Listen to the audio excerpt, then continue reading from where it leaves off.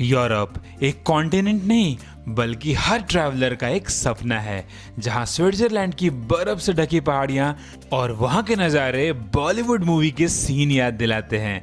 तो कभी पेरिस की वो रोमांटिक शामें जहां एफिल टावर की रोशनी पूरे शहर को एक अलग ही जादू से भर देती है, कभी वेनिस की वो खूबसूरत कैनाल्स जहां सड़कों की जगह पानी के रास्ते होते हैं, और कभी इटली के उन शहरों में जहां हर गलियां हर बिल्डिंग सदियों पुरानी कहानियां सुनाते हैं। तो दोस्तों, अगर आप भी यूरोप ट्रिप का प्लान कर रहे हो तो ये सारे सवाल आपके जहन में ज़रूर आते होंगे। कौन सा देश कवर करें, कितने दिन का आइटनरी रखें, बजट कितना लगेगा, शेंगेन वीज़ा कैसे मिलेगी, और यूरोप की परफेक्ट 10 to 15 डेज आइटनरी क्या होनी चाहिए। तो दोस्तों, अगर आप भी यूरोप एक्सप्लोर करने का प्लान बना रहे हो तो ये वीडियो हमने आपके लिए बनाई है। तो दोस्तों, सबसे पहला जो सवाल मन में आता है, यूरोप जाने का बेस्ट टाइम क्या है? और ऑनेस्टली इसका जवाब डिपेंड करता है कि आप किस तरह का एक्सपीरियंस चाहते हो। तो मैं आपको अभी सारे सीजन्स के बारे में एक एक करके बताता हूँ और आप अपने इंटरेस्ट के हिसाब से पिक कर लेना। तो चलिए स्टार्ट करते हैं समर से।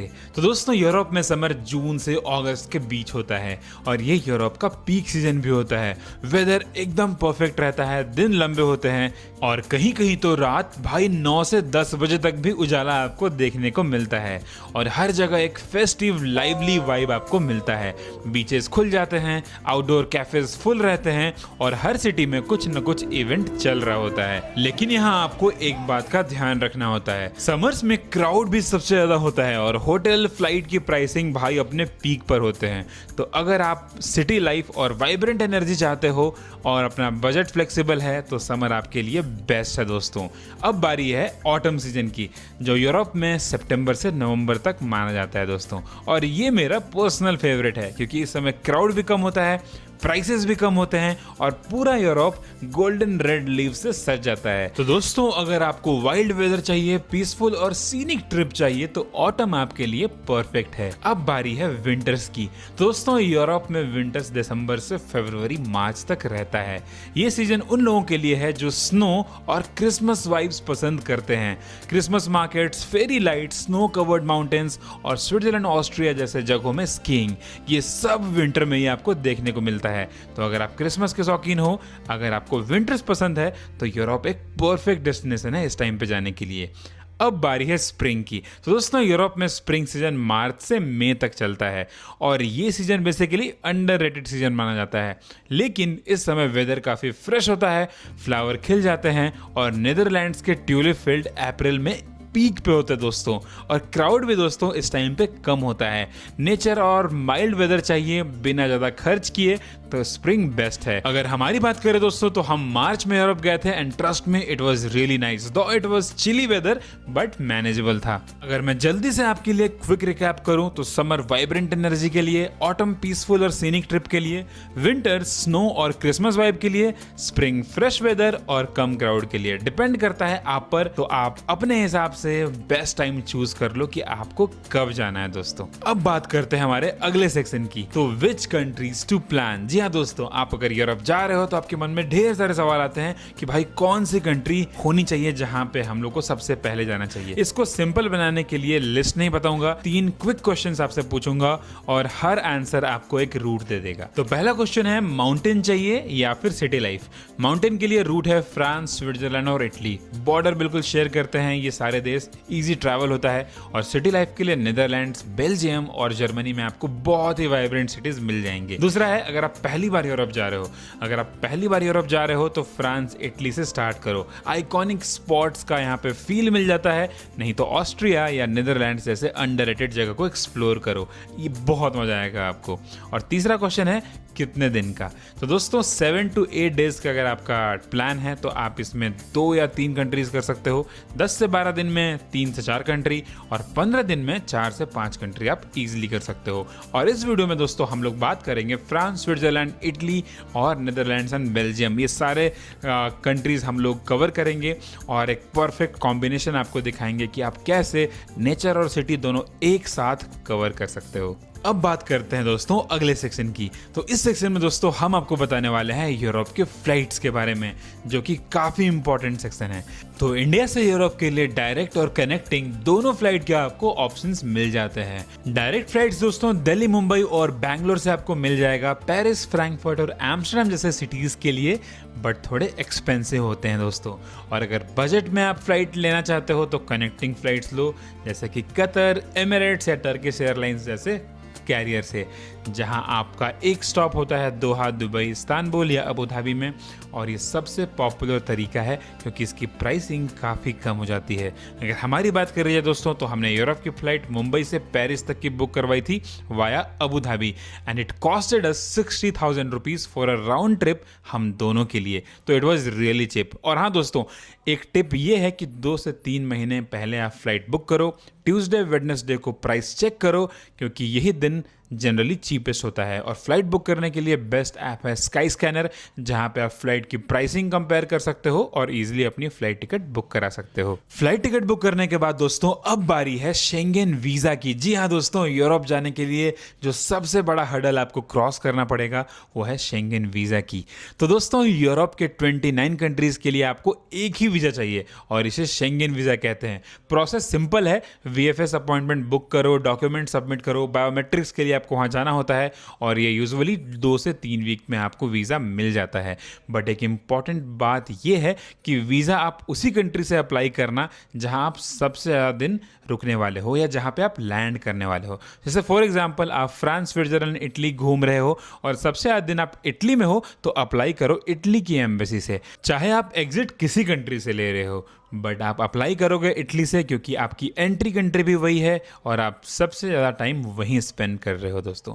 अगर कॉस्ट की बात करी जाए तो visa fee around 7 to 8,000 rupees पड़ता है, प्लस VFS के चार्जेस आपको एक्स्ट्रा देने होते हैं। तो दोस्तों हमने एक डिटेल्ड वीडियो बनाया है शेंगेन वीज़ा गाइड के बारे में, जहाँ पे हमने आपको बताया है डॉक्यूमेंट्स, एम्बेसी सिलेक्शन और एक प्रो टिप जिससे आपको long term multiple entry visa मिल सकता है। तो प्लीज़ डिस्क्रिप्शन बॉक्स में दिए हुए लिंक को क्लिक करो और चेक करो शेंगेन वीजा का पूरा गाइड, और उसे देखने के बाद आप फिर से आना और यूरोप का ट्रैवल गाइड जरूर देखना। और दोस्तों अगर आप चाहते हो कि आप हैसल फ्री प्लानिंग कर सको अपने यूरोप ट्रिप की, नहीं आपको YouTube पे हजारों वीडियो देखने की जरूरत है कि आपको अपनी यूरोप ट्रिप कैसे प्लान करनी है, वीजा की प्लानिंग कैसे करनी है, फ्लाइट कैसे बुक करनी है, होटल कहाँ बुक करना है, तो दोस्तों इसके लिए हमने आपके लिए एक डिटेल्ड गाइड तैयार किया है जो कि आप डाउनलोड कर सकते हो डिस्क्रिप्शन बॉक्स में दिए हुए लिंक को क्लिक करके। दोस्तों अब बात करते हैं हमारे एक और इम्पॉर्टेंट सेक्शन की, यानी कि मनी या फॉरेक्स के बारे में। तो दोस्तों यूरोप में मेन करेंसी जो चलती है वो है यूरो, लेकिन स्विट्जरलैंड में अगर आप जाओगे तो वहाँ आपको स्विस फ्रैंक देना पड़ेगा। तो अगर आप स्विट्जरलैंड जा रहे हो तो दोनों करेंसी का ध्यान रखना पड़ेगा दोस्तों। सबसे बेस्ट तरीका है दोस्तों, एक फॉरेक्स कार्ड ले लो, कोई भी इनमें से ले लो, या तो स्केपिया का ले लो या नियो ग्लोबल का ले लो, या कोई एसेट डेबिट कार्ड या क्रेडिट कार्ड रखो जिस पे 0 फॉरेक्स चार्ज लगता है। और इसमें आप यूरो लोड कर सकते हो इंडिया से ही, और वहाँ आप ATM या कार्ड पेमेंट दोनों का यूज़ करके बिना कन्वीनियंस चार्ज दिए हुए यूज़ कर सकते हो। और हाँ, इंडिया से आप थोड़े कैश भी लेकर जाओ ताकि आप एयरपोर्ट पे उतरो तो आपको टैक्सी को देने में आसानी हो या फिर सिम कार्ड खरीदने में आसानी हो। तो कोई छोटी मोटी दुकान होती है, लोकल मार्केट है, वहाँ जनरली कैश ही चलता है। और अगर आप बस स्टेशन पे जाओ, रेलवे स्टेशन पे जाओ, तो हर जगह आपका टैप करने वाला क्रेडिट कार्ड चल जाएगा, तो ईजिली आप उसका यूज़ कर सकते हो। तो दोस्तों अब बात करते हैं सिम कार्ड की। तो दोस्तों यूरोप में रोमिंग बहुत ही एक्सपेंसिव पड़ता है, तो सबसे बेस्ट ऑप्शन है यहाँ पे जाकर लोकल सिम कार्ड खरीद लो या इंडिया से ही ई सिम परचेज करके जाओ। तो अगर आपका फ़ोन ई सिम सपोर्ट करता है तो ये सबसे ईजी तरीका है। आप ईजिली Klook.com पे जाके वहाँ से ई सिम कार्ड खरीद सकते हो। 1500 से 2000 रुपये में आपको अनलिमिटेड डेटा कार्ड मिल जाएगा जो 7 दिनों के लिए वैलिड होता है, और जैसे आप यूरोप में लैंड करोगे वो एक्टिवेट हो जाता है। तो कोई फिजिकल सिम ढूंढने की ज़रूरत नहीं है, आप ईजिली ई सिम परचेज कर सकते हो। या फिर अगर आप चाहो तो आप एयरपोर्ट पे लैंड करने के बाद वहाँ बहुत सारे कियोस्क रहते हैं, वहाँ पे कियोस्क से फिजिकल सिम कार्ड ले लो जिसके लिए आपको अपना पासपोर्ट दिखाना होगा। और दोस्तों इन सिम कार्ड्स और ई सिम कार्ड्स की सबसे अच्छी बात यह है कि ये पूरे शेंगेन कंट्रीज़ यानी पूरे यूरोपियन कंट्रीज़ में आराम से चलती हैं, तो आपको अलग अलग कंट्रीज के लिए अलग अलग प्लान खरीदने की जरूरत नहीं है। तो दोस्तों, फ्लाइट वीजा और सिम कार्ड डिस्कस करने के बाद अब बारी है सबसे इंपॉर्टेंट सेक्शन यानी कि होटल्स के बारे में। तो दोस्तों, यूरोप में स्टे के काफ़ी ऑप्शंस आपको मिल जाते हैं। डिपेंड करता है कि आप कौन हो और किस तरह के ट्रैवल पसंद करते हो। तो दोस्तों, अगर आप बैचलर या फिर सोलो ट्रैवलर्स हो तो हॉस्टल सबसे बेस्ट ऑप्शन है। क्लीन, सेफ, अफोर्डेबल और रफली 1500 से 2500 पर नाइट में आपको इजीली हॉस्टल मिल जाता है। और बोनस ये है कि वहाँ दुनिया भर के ट्रैवलर से मिलना और बातें करना एक अलग ही एक्सपीरियंस आपको देता है। इसकी बुकिंग आप हॉस्टल वर्ल्ड या फिर booking.com से कर सकते हो। और अगर आप फैमिली के साथ ट्रैवल कर रहे हो तो एयरबीएनबी ट्राई करो। अपना खुद का किचन, सेपरेट रूम्स और घर जैसा फील आपको मिलता है।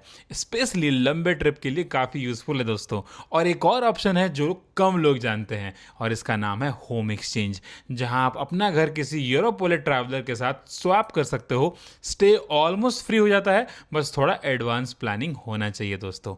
और अगर कंफर्ट चाहिए तो एक 3 to 4 स्टार होटल ले लो, जिसका आपको पर नाइट का कॉस्ट 6 से 8 हज़ार रुपये आ जाएगा अगर आप पीक सीजन में जा रहे हो। बुकिंग के लिए दोस्तों booking.com, अगोडा सबसे रिलायबल ऑप्शन है। फ्री कैंसिलेशन ऑप्शन आपको मिल जाते हैं, जेन्युइन रिव्यूज़ मिलते हैं। तो दोनों यूरोप के लिए almost best rated booking platforms हैं। तो आप पर्सनली जाके वहाँ पर उनके रिव्यूज़ चेक करो और अपने होटल्स बुक कर लो। एक टिप की अगर मैं बात करूँ तो होटल आप सिटी सेंटर या फिर मेट्रो स्टेशन के पास ही बुक करो, क्योंकि यूरोप में भाई वॉकिंग और पब्लिक ट्रांसपोर्ट ही सबसे ज़्यादा यूज़ होता है। और बुकिंग 2 से 3 महीने पहले कर लो, स्पेशली समर में प्राइसेस लास्ट मिनट में डबल हो जाते हैं। तो इन बातों का जरूर ध्यान देना। तो दोस्तों, अब बात करते हैं ट्रांसपोर्ट बिटवीन यूरोपियन कंट्रीज़। तो जैसा कि आप जानते हो, शेंगन कंट्रीज़ आपस में जुड़े हुए हैं और आपको एक कंट्री से दूसरे कंट्री ज़रूर जाना होता है, क्योंकि आपकी आइटनरी उसी के अकॉर्डिंग प्लान है। तो हम लोग आपको बताएंगे कि आप एक कंट्री से दूसरी कंट्री कैसे जा सकते हैं, चाहे वो फ्रांस से स्विट्ज़रलैंड जाना हो या फिर स्विट्ज़रलैंड से इटली। ये डिस्टेंस कवर कैसे करें। यूरोप में दोस्तों मेनली 3 आपको ऑप्शंस मिलेंगे और ये हर अपनी जगह बिल्कुल बेस्ट है दोस्तों। अब आधे इंडियंस ना यूरोप जाते हैं वहाँ की सीनिक ट्रेन राइड लेने के लिए। तो सबसे पॉपुलर और कन्वीनियंट ऑप्शन है यहाँ यूरोरेल पास लेना, जो कि आप Klook.com से ईजिली बुक कर सकते हो। ये पास आपको एक fix number of train journey का एक्सेस देता है, जिसमें आप 4, 5, 7, 10, 15 या फिर 30 दिनों के लिए आप ले सकते हो।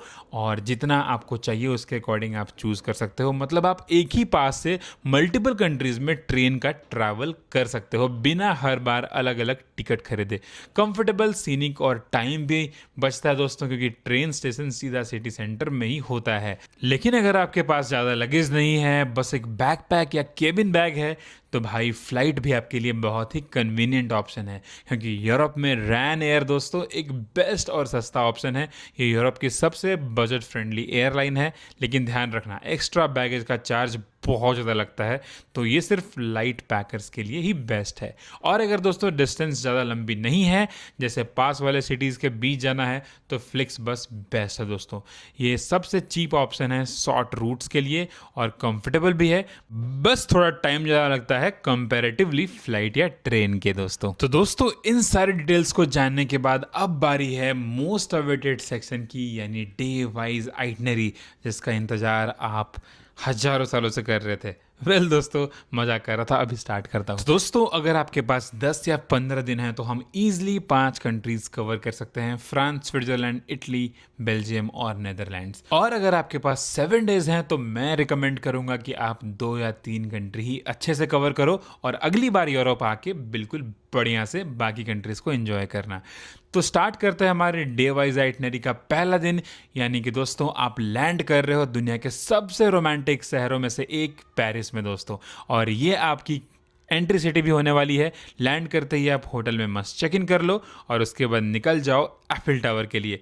टॉप तक जाओ अगर आपके पास टाइम है, नहीं तो आप नीचे से ही व्यू एंजॉय कर सकते हो। सनसेट के टाइम पे सबसे बेस्ट होता है दोस्तों ये। शाम के टाइम दोस्तों सिने रिवर क्रूज करो, जो कि पेरिस को देखने का सबसे रोमांटिक तरीका है।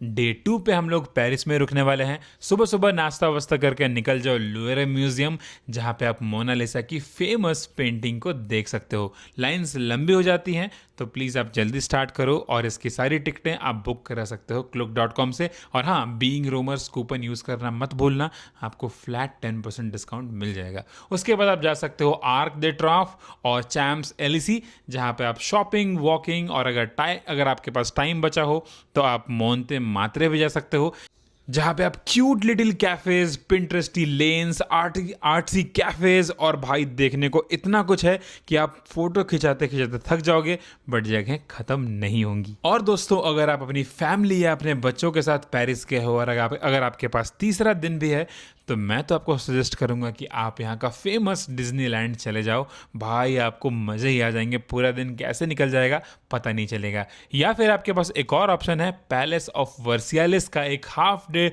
टूर भी आप बुक कर सकते हो, जो कि पेरिस से बाहर है, और ये भी आप Klook.com से बुक करा सकते हो। तो 3 दिन आप आराम से पेरिस फ्रांस में घूम सकते हो दोस्तों। अगर आपके पास तीसरा दिन नहीं है, अगर आप 2 दिन ही पेरिस में देना चाहते हो, तो तीसरे दिन आप सुबह सुबह मस्त उठ जाओ, होटल से चेकआउट कर लो और निकल जाओ स्विट्जरलैंड की हसीन वादियों में घूमने के लिए। तो दोस्तों, पेरिस से स्विट्जरलैंड की ट्रेन अराउंड 4 घंटे की होती है, तो आप मस्त इंटरलाकेन पहुंचकर लेक थून या लेक ब्रियंज के किनारे मस्त रिलैक्स करो। यह स्विट्जरलैंड का असली सीनिक साइड है। शाम में आप टाउन में घूमो, माउंटेन्स का व्यू निहारो, जो कि आपको हर तरफ से मिलता है दोस्तों, और होटल पहुंचकर रिलैक्स करो। डे 4 पे दोस्तों हम जाने वाले हैं टॉप ऑफ द यूरोप को देखने, और इस जगह का नाम है योंगफ्रोयॉक। जी हाँ दोस्तों, योंगफ्रोयॉक आप ट्रेन से जा सकते हो, जो यूरोप का सबसे हाईएस्ट रेलवे स्टेशन भी है। स्नो, ग्लेशियर्स और 360 डिग्री माउंटेन व्यूज़। जब आप यहाँ पे पहुँचोगे ना, तो आपको ऐसा लगेगा कि आप इस दुनिया में हो ही नहीं।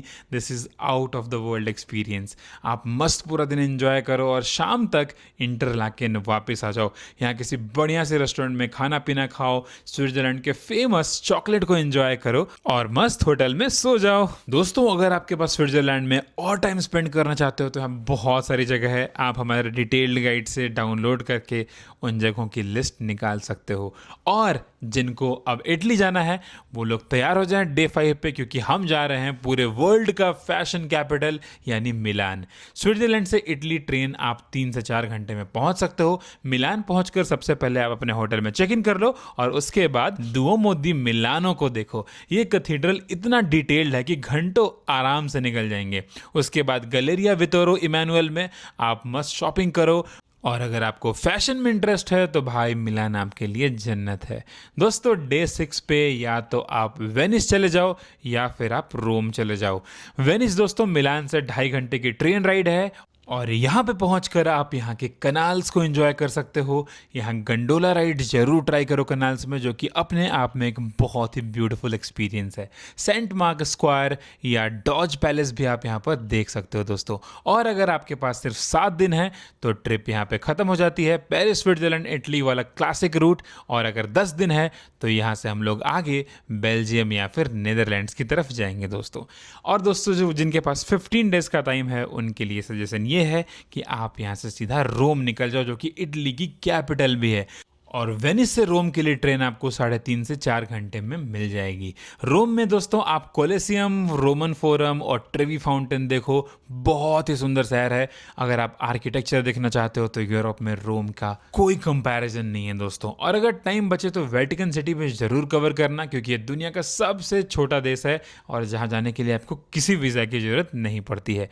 डे 8 पे दोस्तों हम लोग जा रहे हैं ब्रुसेल्स, जो कि बेल्जियम की कैपिटल भी है दोस्तों। ब्रुसेल्स पहुंच के दोस्तों आप ग्रैंड पैलेस को देख सकते हो, जो कि वहां का मेन स्क्वायर भी है और ये यूनेस्को हेरिटेज साइट भी है। और रात में दोस्तों लाइट के साथ बहुत ही सुंदर लगता है। तो दोस्तों, अगर आप ब्रुसेल आए हो तो यहाँ का फेमस वैफल और फ्रेंच फ्राइज ट्राई करना, क्योंकि भाई इनका टेस्ट इतना जबरदस्त था कि आप अपनी जिंदगी भर नहीं भूलोगे। अगर आपके पास ब्रुसेल्स में टाइम स्पेंड करने के बाद कुछ दिन और हैं, तो हमारे पास 2 और कमाल की जगह है बेल्जियम में स्पेंड करने को। तो दोस्तों आप चले जाओ ब्रूजेस या फिर दिनांत।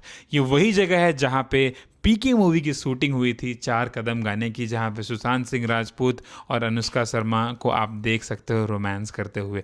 तो दोस्तों ये था बेल्जियम का सफ़र, और बेल्जियम के सफ़र को ख़त्म करने के बाद अब बारी है एम्स्टर्डम घूमने की दोस्तों। तो ब्रुसेल से एम्स्टर्डम की ट्रेन डिस्टेंस सिर्फ 2 घंटे की है। लैंड करते ही दोस्तों आप निकल जाओ यहाँ के कनाल क्रूज के लिए, और शाम में आप डम स्क्वायर या फिर वोंदिल पार्क घूम सकते हो दोस्तों। डे 10 भी रखा है दोस्तों हमने एम्स्टर्डम के लिए। सुबह सुबह आप एन फ्रैंक हाउस को विजिट करो, एडवांस में टिकट बुक करा लेना क्लुक.com या फिर कहीं से, और वह उसके अंदर आप जरूर जाना। इसके बाद दोस्तों आप वैन गॉग का म्यूजियम देख सकते हो। शाम में आप यहाँ का रेड लाइट डिस्ट्रिक्ट जरूर जाना भाई, आपकी शाम हसीन हो जाएगी। अगर आपके पास एम्स्टर्डम में एक और दिन है तो आप यहाँ से डे टूर भी कर सकते हो, जैसे कि आप यहाँ से जीथरून या फिर जान से सांड जा सकते हो, जहाँ पे आप फेमस विंडमिल देख सकते हो और यहाँ के कनाल्स में बिल्कुल मस्त बोट राइड कर सकते हो, जो अपने आप में एक अलग ही यूनिक एक्सपीरियंस आपको देता है। तो दोस्तों ये था पूरे यूरोप का 10 दिन का आइटनरी, जहाँ आप पेरिस से शुरू करते हो, स्विट्जरलैंड के माउंटेन्स, इटली के हिस्ट्री और कनाल्स, और बेल्जियम नीदरलैंड्स में खत्म करते हो। क्योंकि यूरोप की कोई फिक्स आइटनरी नहीं है, यूरोप एक बहुत ही बड़ा कॉन्टिनेंट है, और अगर आप एक ही कंट्री घूमने लग जाओ तो आपके इजीली 15 से 20 दिन एक ही कंट्री में निकल जाएंगे। हमने दोस्तों ये आपके लिए एक बढ़िया आइटनरी बना के रखी है, क्योंकि अगर आप पहली बार यूरोप जा रहे हो तो आप हर जगह का छोटा छोटा एक्सपीरियंस लो, अपने साथ सारे एक्सपीरियंसेस को समेटो और इंडिया वापस आ जाओ। अब बात करते हैं रियल सेक्शन की, जहाँ पे आप जानोगे बजट ब्रेकडाउन दोस्तों, ताकि आप अपना पूरा अंदाजा लगा सको कि 10 दिन का यूरोप ट्रिप में आपका खर्चा कितना आएगा। सबसे पहले दोस्तों बात करेंगे हम फ्लाइट्स की। इंडिया से पेरिस का दोस्तों राउंड ट्रिप, और एम्स्टर्डम से अगर आप वापस आओगे तो कनेक्टिंग फ्लाइट में रफली 45 to 55,000 रुपीज़ पर पर्सन पड़ता है, और डायरेक्ट फ्लाइट लोगे तो 70 to 80,000 रुपीज़ भी लग सकता है। तो फ्लाइट के लिए आप इतना पैसा रिजर्व कर लो। शेंगन वीज़ा की बात करें तो फीस है अराउंड 7,000 to 8,000 पर पर्सन, प्लस VFS के चार्ज मिला के 10 से 12,000 रुपये ईजिली आपको लग जाएंगे। होटल्स की अगर बात करें, 9 नाइट का अगर आप स्टे देखो तो 4,000 रुपये पर नाइट के हिसाब से 36,000 रुपीज़ आप पर पर्सन रखो। अगर हॉस्टल में रुक रहे हो तो आपका पैसा वैसे भी कम हो जाएगा दोस्तों। अगर हम बात कर रहे हैं इंटरनल ट्रांसपोर्ट की, तो यूरोरेल का जो 7 डेज़ का पास है, अगर आप वो लेते हो तो 20 से 25,000 रुपये आपको पड़ता है। हमने दोस्तों यूरोप का पास जो लिया था वो 15 डेज़ का था, और हमें 60,000 रुपीज़ के अराउंड 2 पर्सन का पड़ा था।